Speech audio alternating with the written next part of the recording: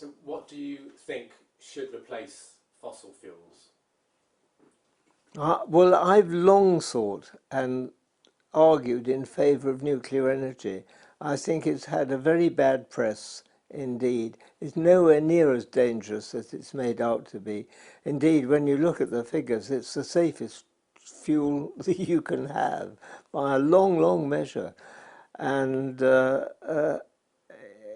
but people have pushed hard to use renewable energy, windmills and solar and so on, and there's something to be said for them. In certain places, if in fact it's been worked out that if you could have several hundred square miles of Sahara with nothing but solar panels, you could provide power for the whole of Europe that way.